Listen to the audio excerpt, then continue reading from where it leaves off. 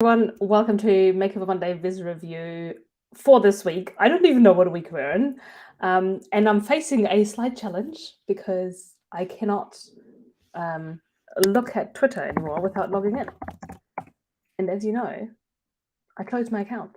So let me fix this. I mean, it still exists, but they've sent me a code. But I didn't want to just not go live. So you just have to kind of deal with me and talking for a little sec. So here we go. I've got a little confirmation code. Let me just log in so I can actually see your visualizations. Because in the past, I could just search for Makeover Monday. I would see everything even without logging in. Now that is not possible anymore. So let me bring everything up and then share my screen. In the meantime, if you want to let me know where you're dialing in from, who you are, if you've done this review before, I've probably seen you, but if you haven't, let me know if you're new to this. So, okie dokie, we are up and running. I didn't think I would log into my Twitter account again. Now, the reason I have not fully deleted my account, which I had intentionally done, is because then somebody else could take it and people can pretend to be you, which is not what I want to happen. So I've kept my account. It's just dormant because that was the advice I was given. Now let me quickly figure out. I need to share my screen. Chrome tab. No, we want the entire window because I want to also show you, in case you have not participated in this review before. Okay, this is good. I want to quickly show you how we do all of this and where you can find the data. So if you're new to Makeover Monday, welcome. It's a great project to be part of. It's a huge opportunity to learn things every week, to build alongside others, to increase your skills in data visualization, analysis, storytelling, all of that good stuff. And Andy puts out a data set every Sunday or Monday. So once a week, you get a data set. He brings that all together for you, and the best place to find it is on the Makeover Monday website. So makeovermonday.co.uk/data.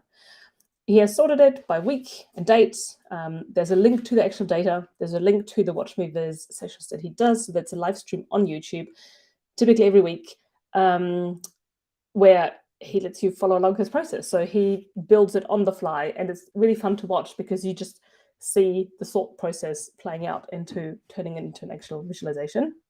And then Viz Review, these sessions, I aim to do them every week. The only times I can't do them is if I'm traveling or if there's some other commitment that I just cannot move. And then you also, on the right side of this table, you see there's a source article visualization, because typically it comes from somewhere. It might be in a news article, it might be in a research publication, on some website, wherever that comes from, that's listed there as well. So you can read some contextual information so you better understand why somebody may have built it the way they did, and what goes into it and what it all means, because sometimes it's not obvious. So this week, we're looking at which country produces the most tomatoes. And I thought this was about potatoes because Andy mentioned something about hash browns. Hi, Brittany. I see you're online. There's a few other people, so if they want to say hello, please feel free to. And let's head over to our Twitter interface. And I'm going to try to do this, as kind of fairly as possible. We've got about half an hour, 25-ish minutes left. Looking at, I want to make sure that I only review visits that were from this week's data set. So we're going to go back in time. This one is political party donation, so that's an old assignment. We're going to skip that. But yeah, having a look at what we can find. The Doug score. I think that is a previous week as well. Let me just quickly check. Doug score, yes, that was 2 weeks ago. Okay, cool. It does look really nice from a first glance, Sheev, so well done. Week 20, that's an old one as well. Tomato and potato producers. So I love potatoes. If you know me, that's not a secret, but potatoes are the best vegetable in the world, hands down. Surpasses everything else, even avocados, which are technically a fruit, I guess. Potatoes are my favorite vegetable in any shape or form, preferably, funnily enough, boiled, either in the skin and then you peel the skin after you boil it, or peeled beforehand and just steamed in water and salted maybe with a bit of vegan mayo. Yeah, I love potatoes, so this is right up my alley. Oh, sorry, I went to full screen, it doesn't quite work. But let me zoom in a little bit so we have more of our screen covered. So biggest tomato and potato producers. I guess maybe that's why Americans say tomato, because they say potato, not potato. Selected tomatoes 2021. So that's my first question here. The title is nice and simple: biggest tomato and potato producers. Seems easy enough. I probably would think that when you say producers, my first thought is it's a company or a farmer. But when I look at it, it's actually countries. So maybe it's the largest producing countries or biggest producing countries rather than producers. Now, what I don't understand is, so I can select tomatoes or potatoes, but I can't select both. But in the title, it has both. So can I assume that China produces the most tomatoes, which I can see, and potatoes, which I can't see? I would suggest, could you have a filter, or under this item selection, where I can see both at the same time, so it lives up to the title? Or the title could be dynamic, where you say, the title picks up whatever I select in the dropdown. That's my one question there. And hi, Shubham, welcome. So we have China, India, Turkey, US. China produces a lot of tomatoes. What about potatoes? Also China. Okay, fair point. And then it has a little arrow for the US. Why? Why does it have an arrow here? The selected area will be highlighted. Okay, what if I do this? Oh, how do I select a different area? Can I select? Oh, okay. I don't know where I'm tapping. Maybe if I click on that. Okay, I like that the arrow appears. I think the instructions to click should be closer to the top, because I'm clicking onto the country name, but the instructions are quite far below. Like it's not that obvious that that's what I'm supposed to do. And I only did it because I saw an arrow and like, oh, I wonder how that arrow happened. I like the percentage share of total. I would suggest, well, two things. It's quite small. Like, could all of that be a bit bigger? Because you've got quite a bit of space that's white, but the font, everything is quite small, and I've zoomed into 125%. But also, because this is the top 10 rather than all of them, the percentages don't add up to 100%. So I'm like, oh, 24, 13, 5. Okay, where's the rest? So you could maybe have one line item that says, all other countries combined. Yeah. What also might work better is to have the number outside of if you want to have the donut chart, maybe putting the number to the right side. You have space there, you can make it larger. And the rank, the rank could maybe go on the left of the area, because currently, like, the rank and the value, and what's the value unit? Is it tons? Is it kilograms, pounds, number of potatoes? Because of the color of the filled in circle, which I guess is not really anything measured, it's just the background for the number, and then the bar that draws my attention, and I tend to ignore the left side because it's just text. It's not like this is dominant, those two brown areas. So maybe moving the rank to the far left and the area over, so that the area, the country, this should probably be country, is more in my focus. Yeah, okay, let's move on to the next viz. Okay, Aaron Simmons. Let's see what Aaron has created. Okay.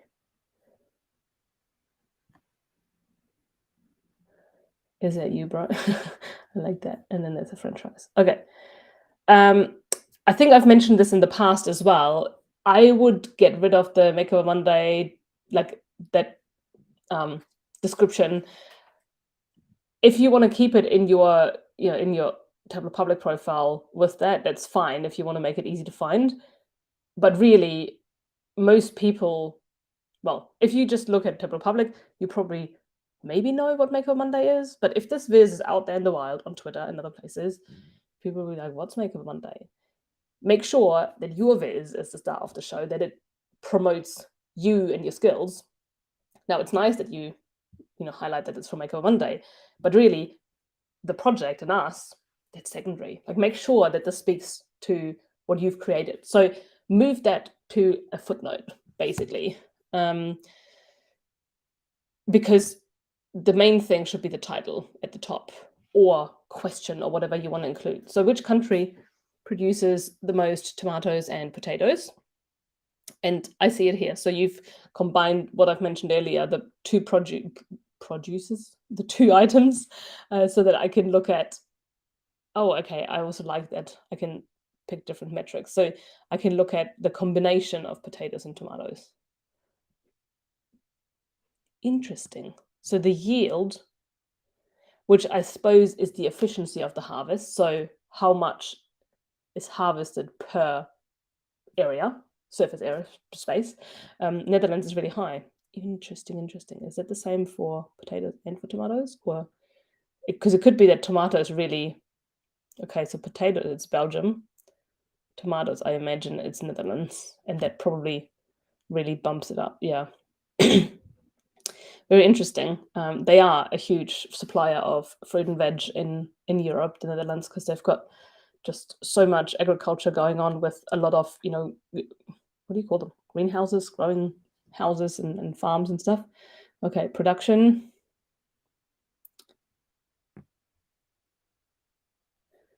Very interesting. Okay, I think this is really neat. I really like the information. What I would suggest is the map, because of the format of the viz, you've got a lot of blank space. Now, we could zoom in, of course, to fill this up, but then we kind of miss, half the earth. So the dimensions of the map, you could make it a bit smaller, and you could maybe move these filters to the right side to fill up the space, to give the map a bit more space vertically. So if the map goes like closer to the title, and then those filters that you have at the top could go on the right side, and maybe give a brief instruction to say, select different. And I don't know, element might have been what's in the original viz, but maybe that's not the easiest way for people to understand it. So could it be, unit of measurement, or metric, or something else? Because element to me is like I'm thinking of chemistry. And then produce, that's fine, and country, that's great as well. So if I select Bulgaria, for example, okay, and then we want to probably zoom in automatically into Bulgaria. So what's going on with there? So the country still stays the same, but the production changes for that country. Okay. Yeah, I really like the information that's there. I think a little bit of description would be helpful. And because you have filters and everything's going to change when people filter, you can't describe all those different scenarios in a generic way, but you could maybe talk about some of the trends, if there's anything interesting you've observed, but also how everything's changed maybe over the course of the years. Have we, over time, between, because you have the timeline there, 1961 to 2021, is there an increase overall in production? Have there been any noticeable changes with regard to tomatoes or potatoes, and that kind of stuff? So yeah, well done. Oh, that's a pretty picture. Not quite what we're after. Okay, Yamil.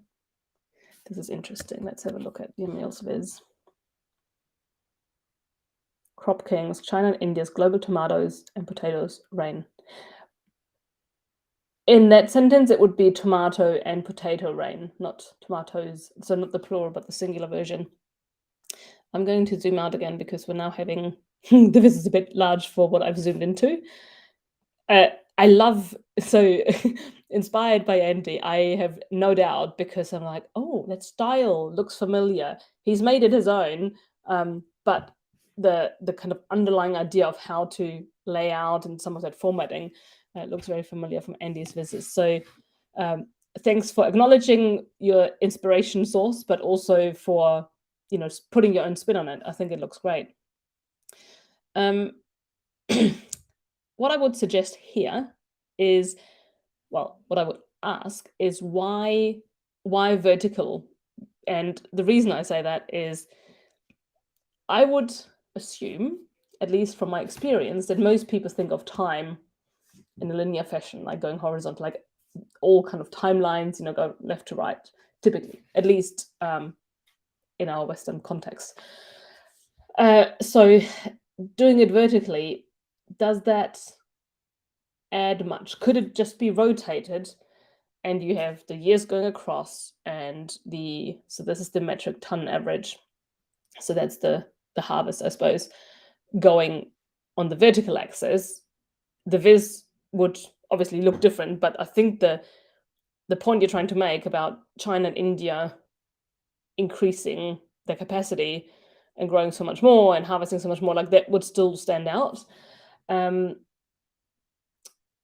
I think it would be easier to read. Now, it does look interesting. It grabs my attention, but as soon as I'm trying to dive in, I'm like, oh, this is a bit harder to read because now I'm having to think to go vertically for the time and horizontally for the volumes or the harvest, the harvest volumes. So that would be my only feedback here. I like the clean formatting. I like the colors you've used. It's very neat. The fonts work well as well, and your footer, yeah, great work. Dum, dum, dum. Okay, time and age. Time and age.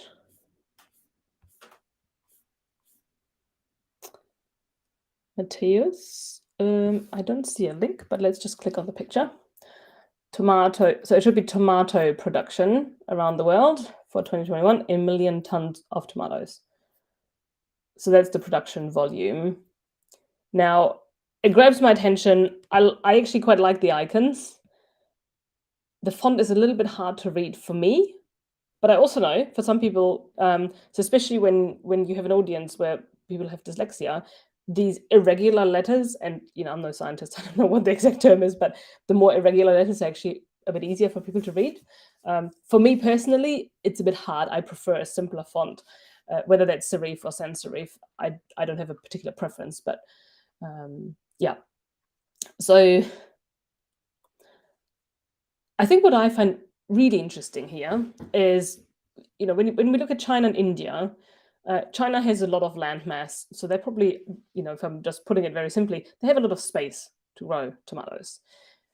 Same with India, but India also has great weather, and I suppose in their food, tomatoes are used a lot. So even just for domestic consumption, there's probably a lot of tomato production. And then in America, well, everyone loves ketchup, but also no, there's space to grow this. But the reason I say all this, look at Russia, huge country, not a huge amount of tomatoes grown in comparison to some of these other countries. So, I mean, climate could be part of it because a lot of it is obviously very cold climate. But um, every country pretty much seems to be, or almost every country seems to be listed in this data set and seems to be growing tomatoes. So it gets quite busy. And for me, so if I want more info or detailed information, I look on the right side, right? It's basically a bar chart at the end of the day.